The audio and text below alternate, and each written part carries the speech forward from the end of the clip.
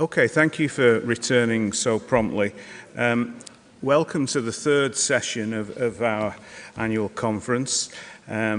This, of course, is of pretty primary importance because the impact of UK Biobank on health outcomes is ultimately what is going to represent success or failure to us.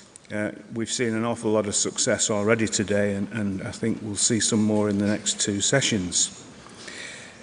I think the success of UK Biobank is doubly important because due to the care and attention to detail and sheer perseverance of the UK Biobank team, I think we are on the way to slaying a UK shibboleth about the fact that using people's health records for research purposes and to understand better what will improve their health outcomes is somehow the work of Satan.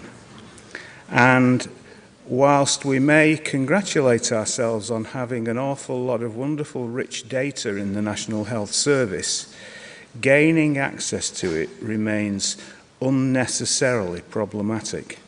And I think the success of UK Biobank is ultimately going to be vitally important to explaining to the UK public just why they have nothing to fear from allowing their health data to be used in the right way with the right controls by appropriately managed people to do important medical research.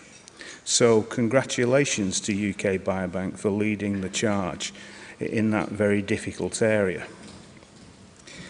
The other thing that, to me, characterises UK Biobank has always been planning.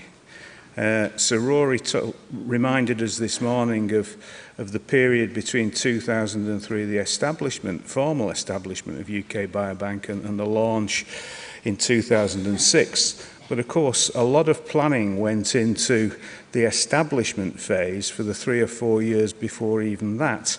So we are coming up to a 20-year time point for UK Biobank.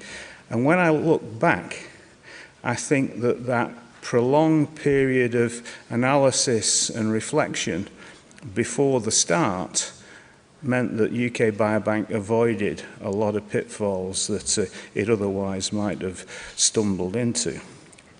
So planning is vitally important, and we're going to hear in the next session about some of the things that UK Biobank is currently having to wrestle with.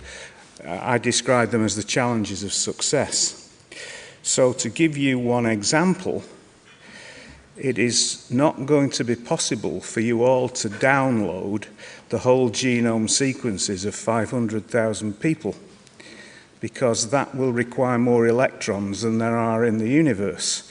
And so already UK Biobank is starting to think about the different way that the research community can access that type of data, and that may be much more about you coming into a biobank resource rather than the biobank resource coming out to you. And I think Mark is going to give us a little flavour of the thinking on that later. So let's kick off, and our first speaker is Robin Flagg, who's going to tell us about some of the follow-up studies in Biobank.